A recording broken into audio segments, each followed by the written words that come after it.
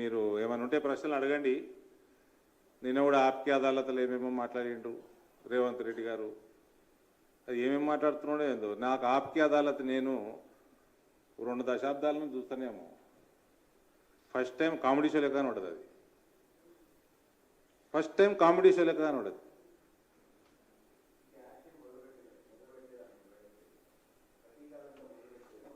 అది ఎందుకు మొదలు పెట్టలేదు? దానికి కూడా 100 రోజులు ఉంటాయా? దానికేం బడ్జెట్ అవసరం లేదు కదా. దానికి ఎన్నికలకు కూడా అడ్డం రాదు కదా. దేనికోసం వెయిటింగ్? నువ్వు బడ్జెట్ కోసం వెయిట్ చేస్తున్నావా? బడ్జెట్ ఆఫర్ కోసం వెయిట్ చేస్తున్నావా ఏమన్నా?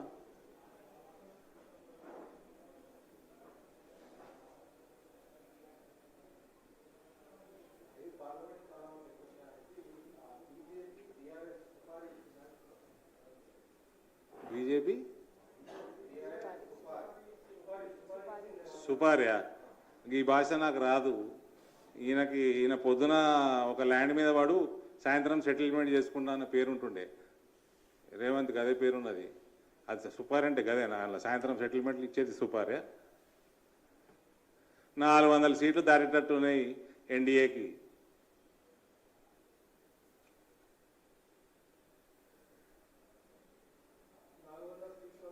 చాలా జాగాలల్లో బీఆర్ఎస్ కాంగ్రెస్ కలిసి పెడుతున్నాయి క్యాండిడేట్లని పుకార్లు ఉన్నాయి బయట. నువ్వు ఈ కుల పోని పెట్టు, నేను ఈ కుల పోని పెడతా, అట్లా పుకార్లు ఉన్నాయి.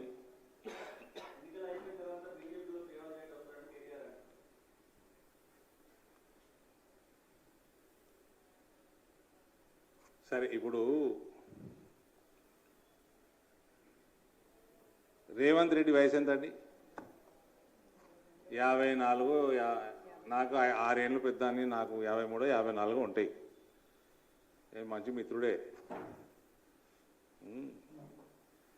ఆయనకి కనీసం 15 సంవత్సరాలు కనీసం ఇంకా రాజకీయ జీవితం, మంచి యాక్టివ్ రాజకీయ జీవితం ఉంది.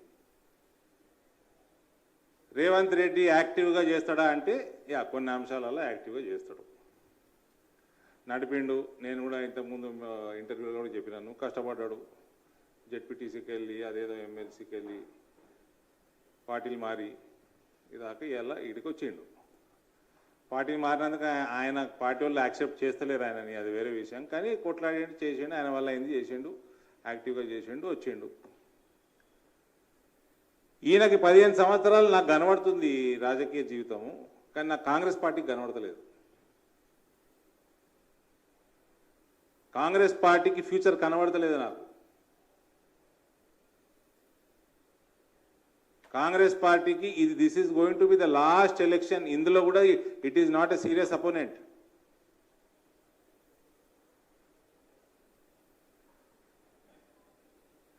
రేవంత్ కేటీఆర్కి ఎందుకు అనిపించిందో అట్లా, మరి ఎందుకు అనిపించిందో అట్లా అది కూడా చెప్తే బాగుండు కేటీఆర్. రేవంత్ గిన బీజేపీలోకి వస్తా అంటే as a friend I will welcome, I will recommend.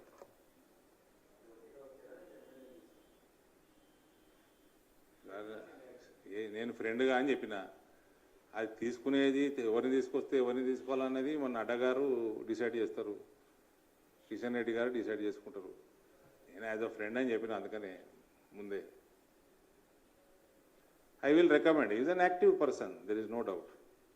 And I will tell you, అసమర్థ ప్రభుత్వం అన్న నేను. రేవంత్ రెడ్డి అసమర్థుడు కాదు. కాంగ్రెస్ పార్టీలు ఉంటే ఇంకా అసమర్థుడు తయారవుతాడు ఆయన.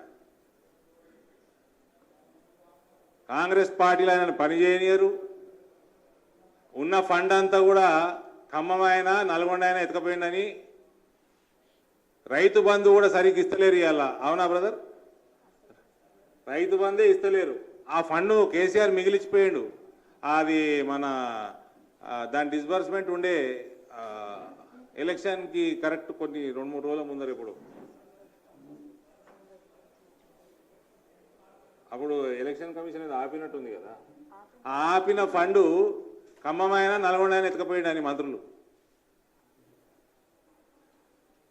ఇలా 6 గ్యారెంటీలకు పనికొస్తుండే కదా ఫండు, రైతు బంధుకు పనికొస్తుండే కదా. అందుకే చెప్తున్నా, రేవంత్ అసమర్థుడు అంటే ఎవరు నమ్మరండి. నేను బీయింగ్ ఇన్ అపోజిషన్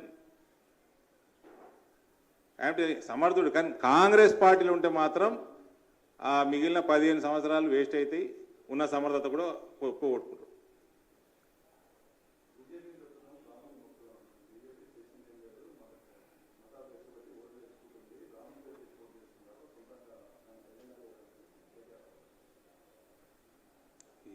కేటీఆర్ వాళ్ళు అయిపోయింది.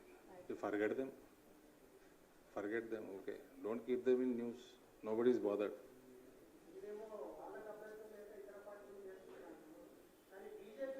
ఆ రాముడికి సరిగ్గా ఫస్ట్ నుంచి మొక్కితే ఈ గతి కూడా కేటీఆర్ది.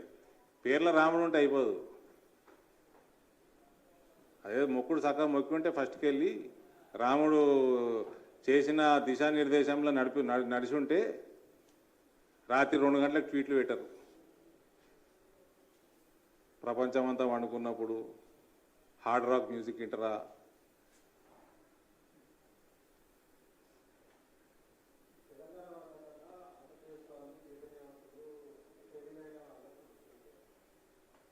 ఎందుకు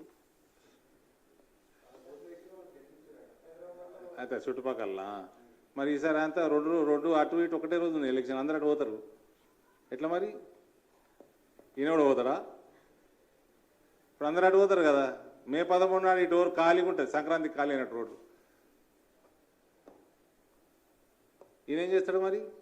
ముందే చేతులు ఎత్తేస్తాడు అన్నట్టుగా మేము గెలవము అని.